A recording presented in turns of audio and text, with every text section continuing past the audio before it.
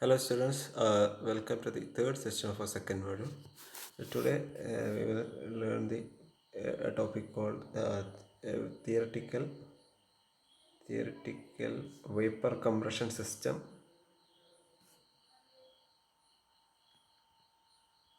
Vapor compression system or cycle wet with wet vapor after compression.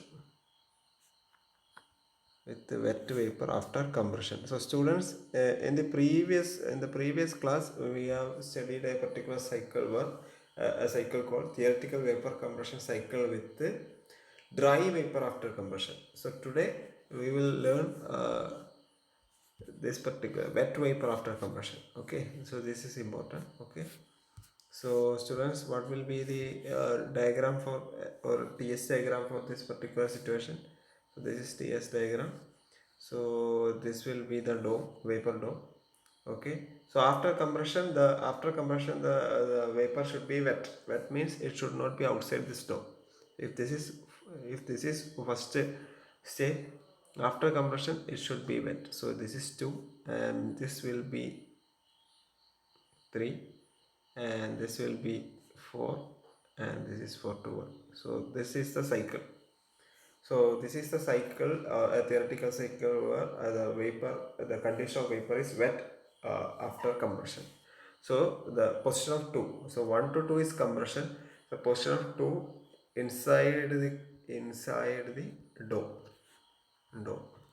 So that's how wet vapor after compression looks like.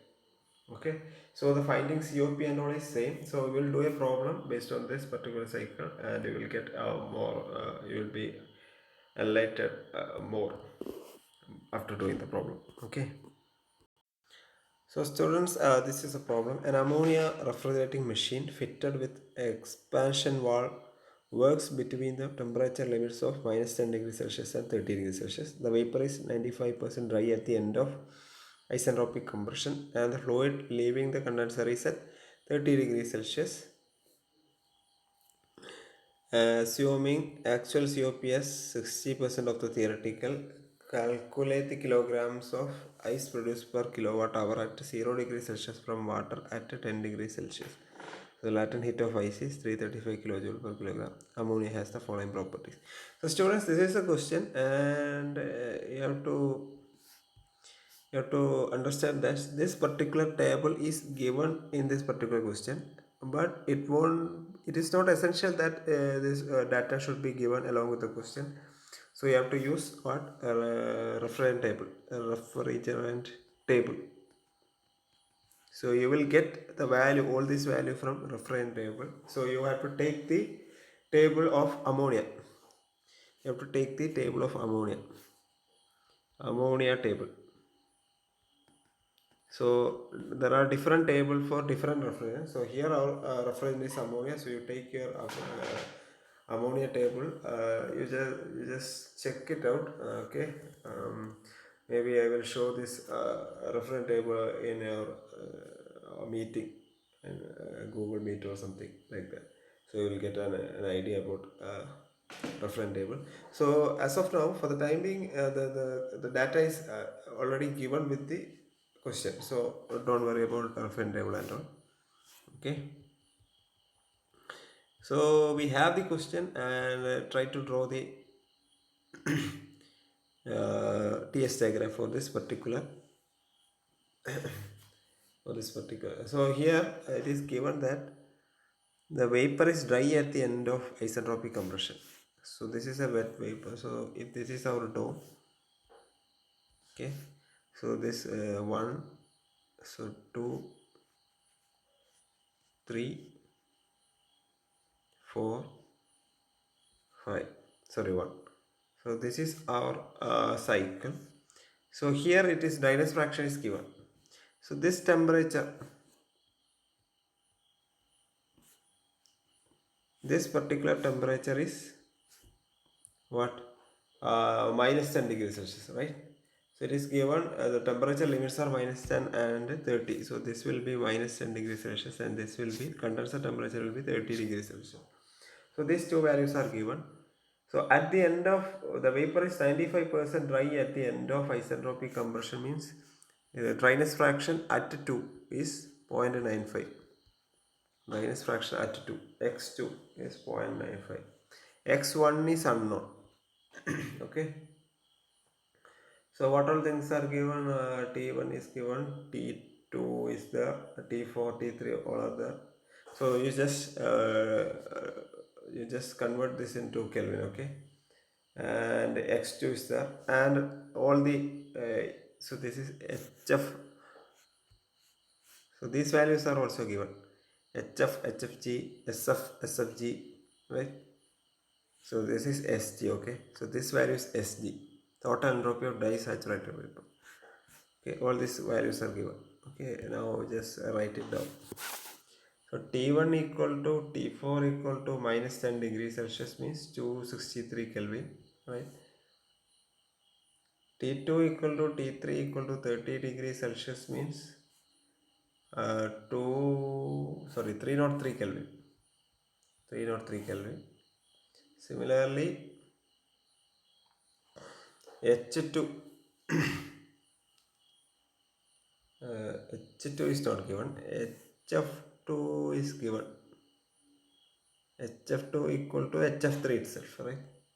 Because the value of liquid heat corresponding to 2 and corresponding to 3 is this one is it. So this is HF3 equal to HF2 enthalpy here.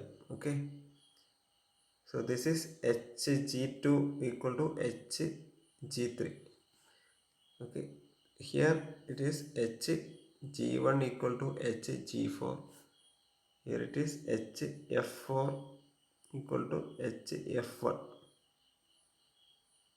And this H3 and H4 will have same enthalpy because 3 to 4 is isenthalpic process. Okay, so HF2 equal to HF3 equal to how much? 323 kilojoule per kilogram Kelvin. Kilojoule per kilogram Kelvin.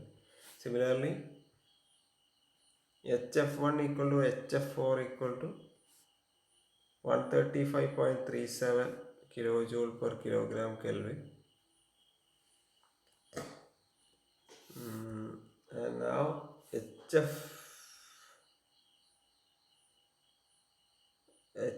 HFG2 is given.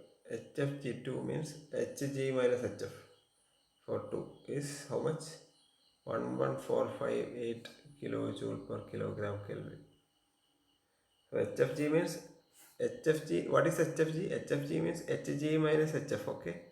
So if it is 2, then Hg2 minus HF2. So that's the idea. Okay.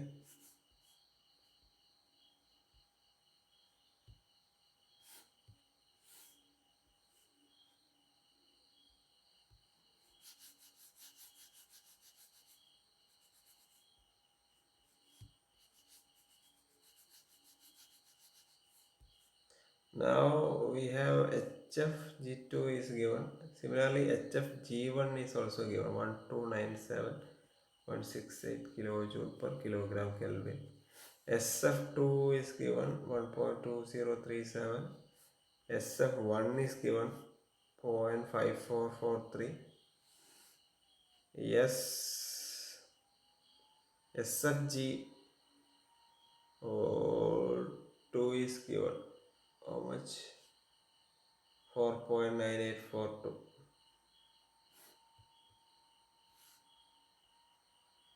And SFG1 is how much? 5.470. So all these values are given. So now what should be found out? We have to find COP. COP equal to how much? COP is input power. We need power. Power and the refrigeration. So refrigeration effect is H1 minus H4 by H2 minus H1. This is compression work. This is refrigerating effect. Okay. So students, what all things are available? H1 we don't know, H2 we don't know. Do you know? No. HF4. All the four are unknown. Okay, how to find? So here I will draw the. I will draw the. So here H1 is unknown, H2 is also unknown, H3 is known. H3 is HF3 itself. Okay. So H4 is equal to HF3. So that particular value you know. So H4 is equal to H3 is equal to HF3 itself. So what's that value? HF3 is some 323, right? 323. 323 points. That is directly given or directly obtained from the data book, right? So this is no. So this is obtained. Now we need H1 and H2. So students, H2 equal to unknown, H1 is also unknown. How to find H1 and H2? So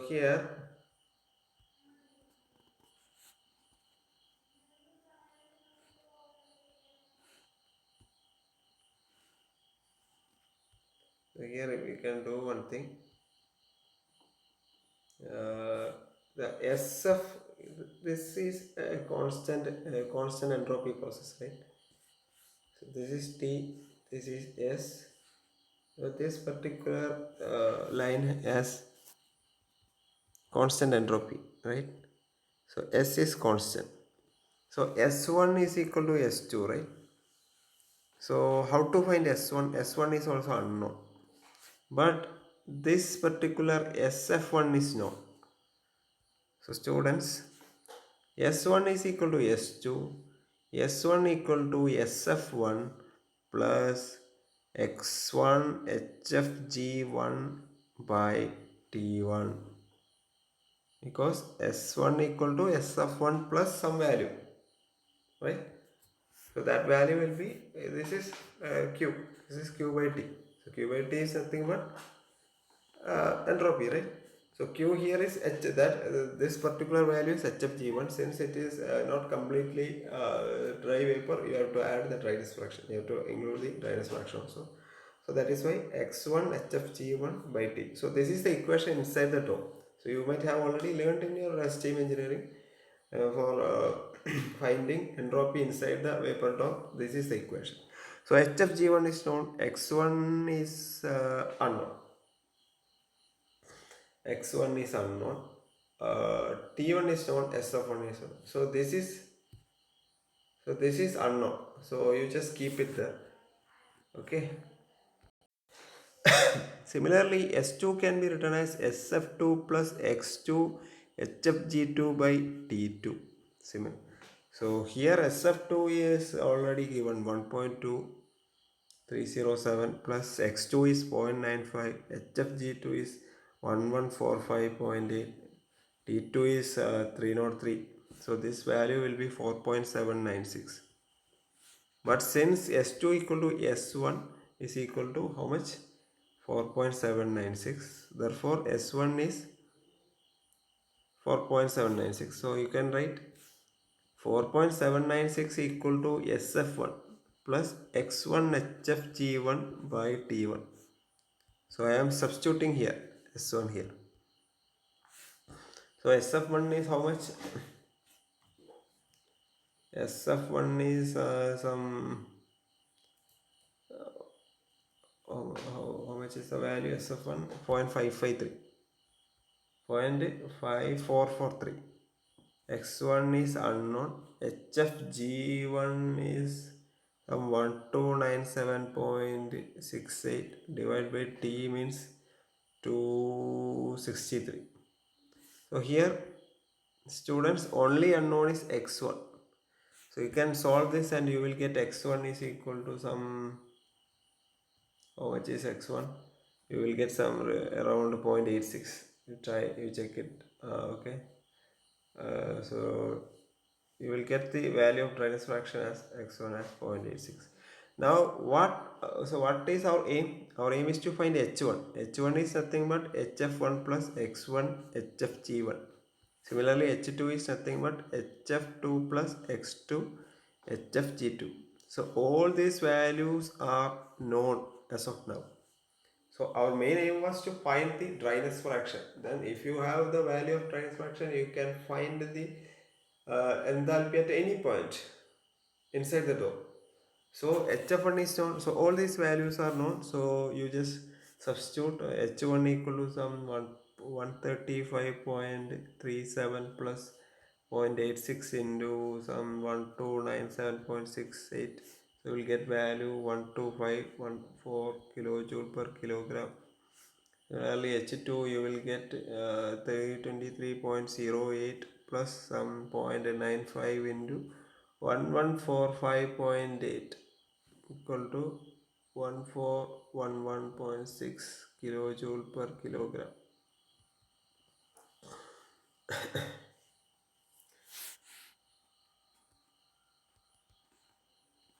So all these values are known. Now you can easily find the COP. The COP is nothing but h1 minus h2 h4 by h2 minus h1. So you substitute the values. 1251.4 minus 323.08 by h2 14116 minus 1251.4. So this value will be some 5.8.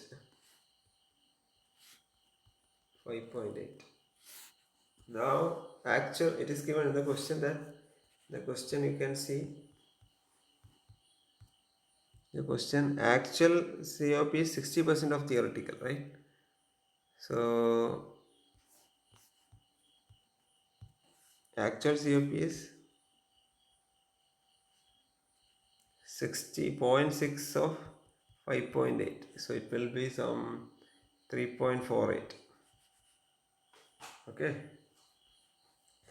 So in the question it is given work to be spent corresponding to 1 kilowatt hour is how much? So what is given in the question? Okay, I will show you the question once more. So in the question you can see that calculate the kilogram of ice produced per kilowatt hour at 0 degrees Celsius from water at 10 degrees Celsius. So calculate how much kilogram of ice can be produced per kilowatt hour at 0 degrees Celsius from water at 10 degrees Celsius. So from water at 10 degrees Celsius, how much kilogram of ice can be produced at 0 degrees Celsius? That is the question. Latent heat of ice is 335 kilojoule per kilogram.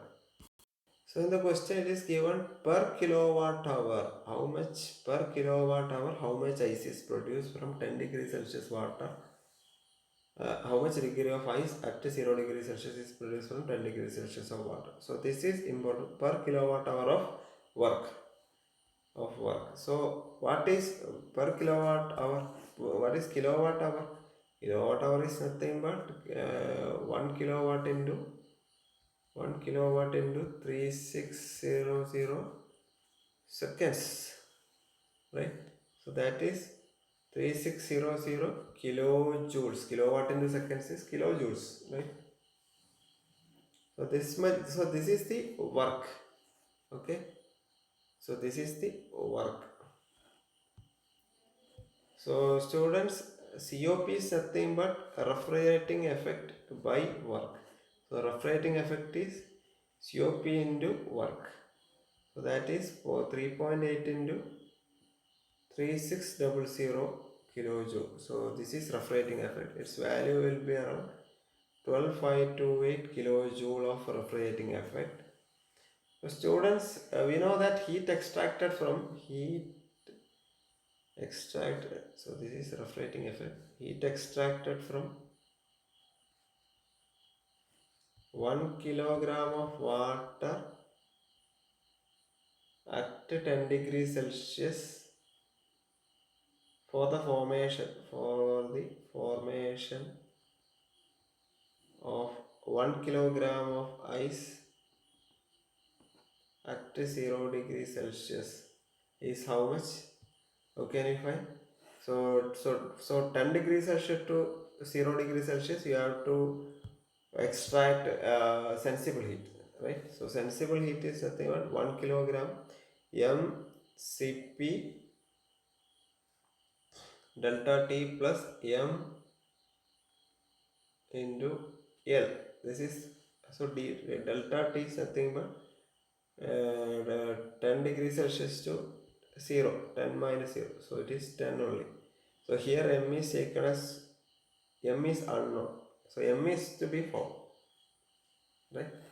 So students, m into Cp is 4.187 into 10 plus m into L equal to 335, equal to how much? That should be a value. So this should be a value of how much? 12,528. So if you solve this, you will get m equal to 376.87 kilogram.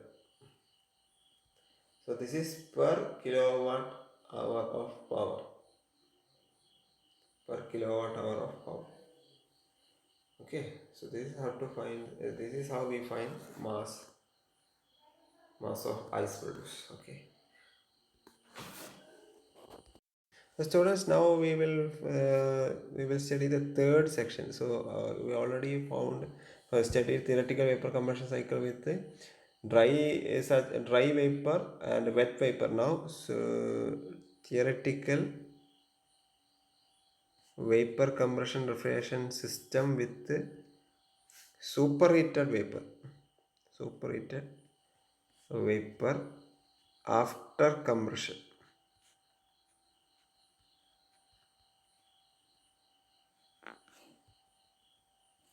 After compression.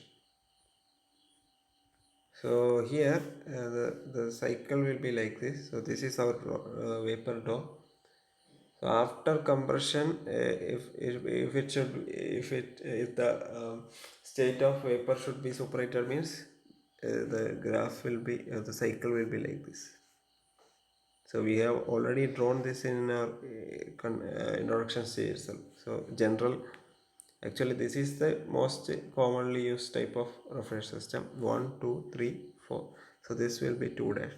So the condition of superheated vapor is, so condition of the vapor after compression is superheated. So here it is superheated. So this is our vapor dome. It is not necessary that one is present at the this can also be so this is also possible. This is 1, this is 2. So this is also possible. Only necessary condition is 2 should be outside the vapor dome, or 2 should be the state of vapor at state 2 should be superheated. So this is our condition. Okay, so let's do a problem based on this particular section. Okay, students, a vapor compression refrigeration uses methyl chloride R40. So it's a ream of refrigerant R40 and operates between temperature limits -10 and 45. At entry to the compressor, the refrigerant is dry saturated. So at the entry of compressor, refrigerant is dry saturated. After compression, it requires a temperature of 60 degrees Celsius, means it is higher than 45 degrees Celsius. So it means superheated.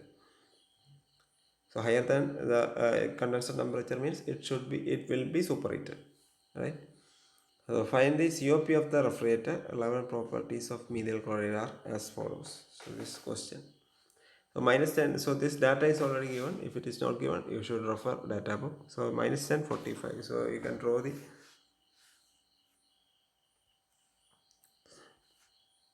So it is given at the beginning of compression, or at the entry of compressor, the refrigerant is dry saturated, means 1 is the the state of 1 is actually on the vapor line. So this is dry saturated vapor, and naturally 2 will be outside the dome, so it will be superheated. So now, so this will be 3 4. Okay, this temperature, these two temperatures are given. What is this? -10, this is 45, and this condition is how much? 60 degrees Celsius given. After compression it requires a number of 60 degrees Celsius. Okay, so what all things are given? Given things are T1 equal to T4 equal to -10 means -10 equal to 263 Kelvin. Similarly, T2 dash equal to T3 equal to 45 degrees Celsius means 45 plus 273, 318 Kelvin. T2 is 60 degrees Celsius. It means 373 plus 320, 333, right? 333 Kelvin. Okay. So all these temperatures are given, and H1 is equal to how much? Hg1 itself, because it is dry saturated. So H1 is same as Hg1. So Hg1 is already given as 460, right? 460.7. Similarly, HF1 is given. HF1 will be HF3, HF4 itself. Its value is 45.4 kilojoule per kilogram. Similarly, F3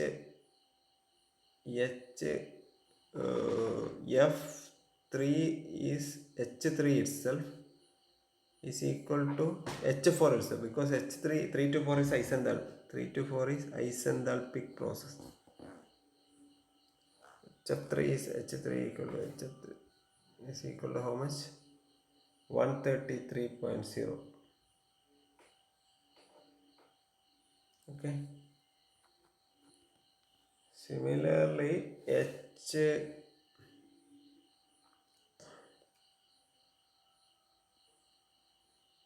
now we have HF1. Sorry, now we have H2 dash. So H2 dash is nothing but Hg2 dash itself. So it will be 483.6 kilojoule per kilogram. So this much enthalpies are given. Now we have entropies. Entropies are SF1 is S1 itself, because dry saturated, right? 0.183, 0.183. Similarly, SF3 will be S3 itself, its value of 0.485. S1 will be equal to S2, right?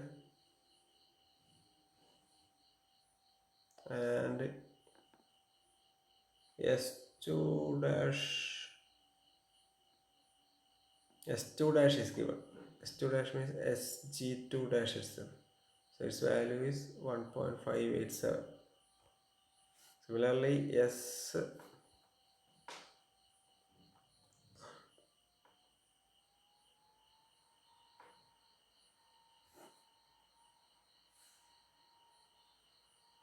okay, so this much values are given. S1 0.183,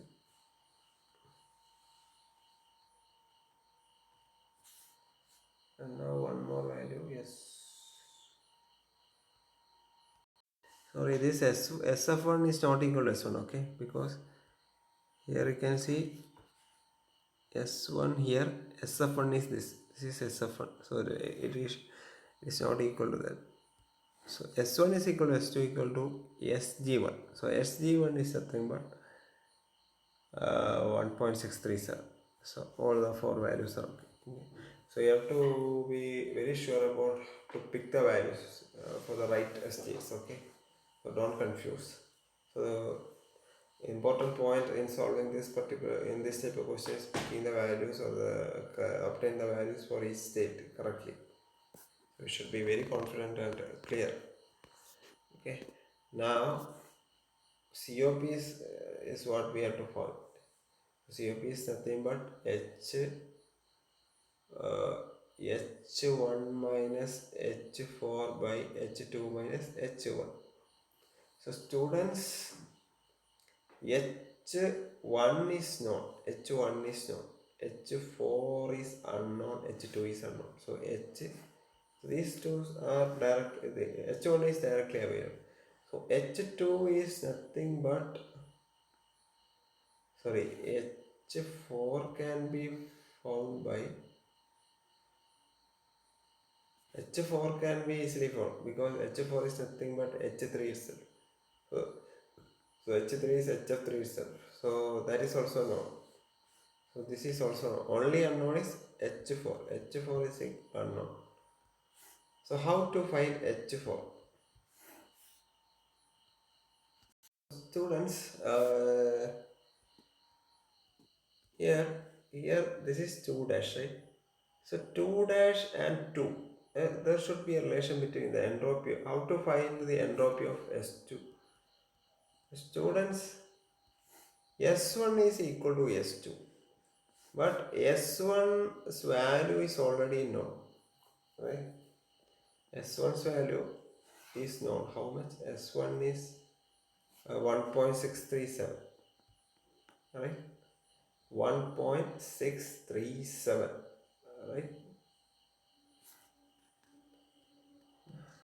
So actually here only unknown is H4, right? So how to find H4? H4 is nothing but sorry,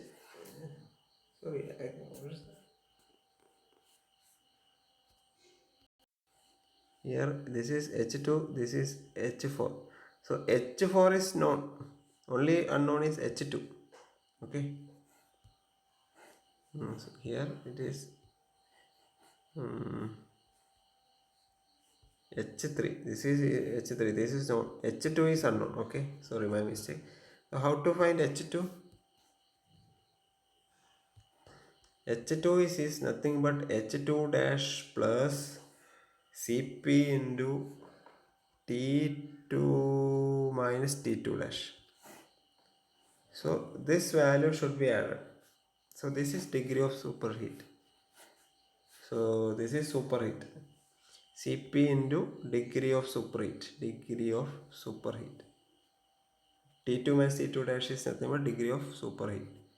So H2 can be found out by adding adding the product of Cp into degree of superheat. Okay. So here students, H2 dash is directly known, right? So what is H2 dash? H2 dash is 483.6. Okay. T2 minus T2 dash is nothing but 333 minus 318 equal to 500. So only unknown is here Cp. So how to find Cp? So for finding Cp, we should use this or S1, this equation. Okay. So actually S2 is equal to S1. So its value is 1.637. But for superheat region, S2 can be written as S2 dash plus Cp log T2 by T2 dash. So this equation is applicable in superheat region only. Superheat region. Very important. In the superheat region, this particular equation, in the dome, inside the dome region, what is the equation? Inside the dome, equation is something like this. So inside the dome, this is the equation. Outside the dome or superheat region, the equation is like S2 equal to S2 dash plus Cp log T2 dash by T1. Okay. So you should be very clear about the equation. What are the different equations that should be applied? Okay, now you can substitute S2 equal to 1.637 plus S2 dash 1.587 plus CP log T2 equal to 333, T2 dash equal to 318. So solving, you get CP equal to some 1.09. So applying CP here, H2 will be 483.6 plus 1.09 into 333 minus 318. So you will get 500 kilojoule per kilogram. Okay. So COP will be nothing but H1 minus H4 by H2 minus H1. So it is 460.7 minus 133 by H2 is 500. 500 minus 460.7. So the value will be COP is equal to 8.34. So very important. So the important thing here is to apply this particular equation to find the CP. So that is how we find COP in the case of wet to vapor, superheated vapor. So students, you should be confident enough to solve any type of problems. So I will give some problems as assignments. Try to solve those problems, and then you will be ready to attempt any type of problem based on this particular section. Okay, thank you.